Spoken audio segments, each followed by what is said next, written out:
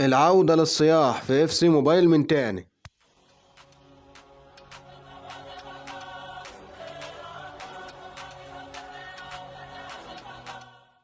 بداية كده وقبل اي حاجة انزل اشترك في القناة وفعل الجرس اللايك الجميل بتاعك. رجعنا طبعا يا جدعان لاف سي موبايل من تاني، وجايين طبعا النهاردة نفجر شوية باكات مع بعض. كل ما عليك ان انت تدوس لايك، ويلا بينا كده في البداية نستعرض التشكيلة بتاعتنا مع بعض. تشكيلتنا طبعا الاوفر بتاعنا 93. الاكونت ده عايز اقول لك ان انا عامله في خلال اسبوع. عندك طبعا كارت مهدي طريمي، الراجل 5/4 سكيل موف، طاقته كويسه جدا بعد تطوير. فينيسيوس طبعا كله مجاني مع كله طبعا. كارت محمد صلاح، يعني صلاح مش محتاج كلام ان انت تكسر وتعمل بي ار 2 من بره، حاجه جامده جدا. عندك الكام بتاعنا هو سقراطيس يا جدعان، حاجه جامده جدا في المركز ده، بدني بقى والتحامات و5/5 سكيل موف، حاجه جامده جدا في صناعه اللعب. ونانا صاحبي حارس جامد جدا، ممكن ناس تميل لاوبلاك فاندر سار يعني اليسون، ولكن ونانا حاجه جامده جدا. كيم من جاي رخيص جدا يا جدعان هو ونانا. عايز اقول لك ان انت لازم تستغل الفتره دي، حاول انت تطور تشكيلتك، لان اللعيبه بعد كده هتغلى. لو كنت متخيل ان اللعيبه بعد التوتس هترخص، بالعكس، اللعيبه طبعا بعد نزول حدث التوتس هتغلى. تعال نخش على الباكات مع بعض ونشوف حظنا عامل ازاي. بقالنا فتره طبعا منقطعين عن اللعبه او ما بنلعبهاش، هنشوف بقى اللعبه هتكفينا بحظ كويس ولا ايه.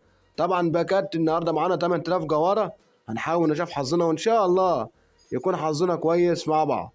يلا كده اول باك بحظ اول لايك معانا، اكيد حطيت لايك، لو ما حطتش مش هيجينا حاجه كالعاده، فبسم الله كالعاده. شكلك يا جدعان محدش حط لايك، ولكن دودك ماشي، نسخة دودك كويسة. ماشي يا جدعان، حلو دودك. الباكة اللي بعديها على طول بسم الله، يا رب ان شاء الله تكون حاجة كويسة. استنى كده اللمعة التالتة، بسم الله على اللمعة التالتة كده ودي. الله وكوت مين بقى؟ بسم الله. ايطاليا، ايطالي سي ام باريس، ده ايطالي سي ام باريس. افيراتي، يا الله، ده انا قلت حاجة جامدة يا جدعان. انا جيت. والله انا قلت حاجه جامده يا جدعان، يعني دخلت ووك اوت كده، وانا قلت ايه يا عم، المكافاه ولا ايه؟ ولكن ماشي ان شاء الله جاي. بسم الله الباكه اللي بعديها على طول، ان شاء الله يكون حظنا كويس. بسم الله.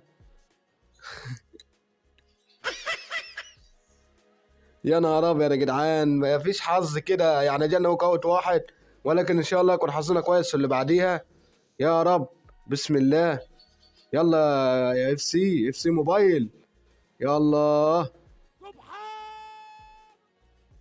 يا جدعان ده احنا بقى جالنا فترة ما بنلعبش يا جدعان، يعني المفروض لما نرجع تدينا حظ كويس عشان نلعب اللعب. يا جدعان بسم الله يا رب.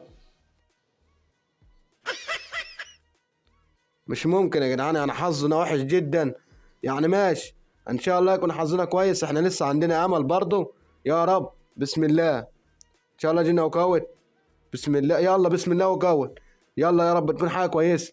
جزائر ار ام، ال ام ده بالرحمة. طب هات ار ام يا جدعان، يعني حتى ار ام كنا بعناه، ولكن ايه كده. انا جيت. يا نهار ابيض يا جدعان، والله مش عارف. ماشي يا جدعان ماشي،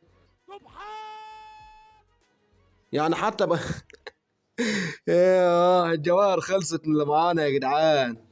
يعني ماشي، جنة اتنين وكوت ما لهمش لازمة. ماشي يا جدعان، يعني حظنا سيء جدا. تعالى كده نخش في السوق. عايز اقول لك يا صاحبي ان انت لازم تحافظ على اللعيبه اللي معاك، اللي هي ما بين اوفر 80 لحد ال 92، اللعيبه اللي بنكسبها في الباكات طبعا المجانيه، لان انت مالكش دعوه باللي انا بعمله ده، لان انا طبعا انا بحاول ان انا ابيع اللعيبه، لان انا في دماغي حاجه انت مالكش دعوه بيا. النصيحه اللي انا بنصحها لك ان انت يا صاحبي اي لعيبه معاك من اوفر 85 لحد 92 ما تبيعهاش، او ما تعملش بقى المقايضات الموجوده دلوقتي، لان صاحب اللعبه ده هتحتاجها بعدين وهتروح تشتريها، وده هتبقى التجاره بتاعت الناس يا جدعان. هتشتري اللعبه دي كلها تسحبها من السوق وتبدا تتاجر فيها، فانت هتندم. فاي لعيبه معاك يا صاحبي ما تبيعهاش، لان مع نزول حدث التوتس هتنزل مقايضات هتحتاج فيها اللعيبه اللي من 85 87 التسعينات. اللعبه دي يا جدعان خليها معاك. برضو كمان عايز اقول لك الجواهر، الجوار حاول ان انت تحول الجوار على قد ما تقدر للحدث الجديد، ما تفتحش على الباكات اللي موجوده حاليا. انا بفتح لان انا بقدم لك محتوى، ولكن نصيحتي ليك ان انت ما تفتحش بالجوار يا صاحبي، خلي الجوار معاه. برضه يا جدعان عايز اقول لك الكوينز، ونصيحه يا جدعان، محدش يبيع التشكيله بتاعته، هتندم يا صاحبي ندم كبير جدا. لان يا جدعان اللي هيبيع التشكيله بتاعته هيكون حاطط في دماغه ان هو هيجيب لاعب من التوتس، ففجأة لعيبة التوتس هتنزل، هتبقى اسعارها عالية جدا، فهيرجع ان هو يشتري اللعيبة نفسها هي اللي كانت معاه، فاللعيبة سعرها هيغلى. بدل ما انت كنت حاطط في دماغك ان انت اللعيبة هترخص وتشتريها، لا بالعكس اللعيبة هتغلى وانت هتخسر. يعني ممكن تكون عامل تشكيلة 95 تبيعها، تيجي تعملها من تاني مش هتوصل اوفر 92 حتى، هتيجي عليك بخساره وانت لا تخسر. زي ما قلت لكم يا جدعان، حاول ان انت تحافظ على اللعيبه اللي معاك ما تبيعهاش. لو معاك جواهر ما تفتحش على اي باكات موجوده دلوقتي. لو معاك يا صاحبي لعيبه غاليه تكون سعرها فوق ال 20 مليون، يعني لو معاك لعيبه سعرها فوق ال 20 25 30 مليون، هي دي اللعيبه اللي تبيعها، وتحاول ان انت تجيب بدايل ليها رخيصه. في لعيبه بتبقى رخيصه في السوق ولكن امكانياتها جامده جدا. فدي كل حاجه بالنسبه للتحضيرات للتوتس اللي انا بنصحك بيها، ان انت لو معاك جواهر ما تصرفهاش، لو معاك لعيبه ما تعملش اي مقايضات. معاك لعيبه 85 التسعينات دي ما تبيعهاش، لان انت هتنزل مقايضات تاني وهتعوز ان انت تشتري اللعيبه دي من تاني، والناس هتتاجر فيها واسعارها هتبقى غاليه جدا. دي يا جدعان بعض النصايح اللي انا حاولت ان انا انصحكم بيها للتوتس. دي كل حاجه، دي الخلاصه. فانا بس كده يا جدعان، ده كان الفيديو العوده بتاعنا لمحتوى اف سي موبايل. اكتب لي طبعا رايك في الفيديو، لو عايز تفهم اي حاجه واشرح لك اي حاجه اكتب لي في الكومنتات. لايك واشتراك، هنستمر على اساس دعمكم يا جدعان في محتوى اف سي موبايل. اشوفك في فيديوهات تانية كتير. سلام يا اخوي.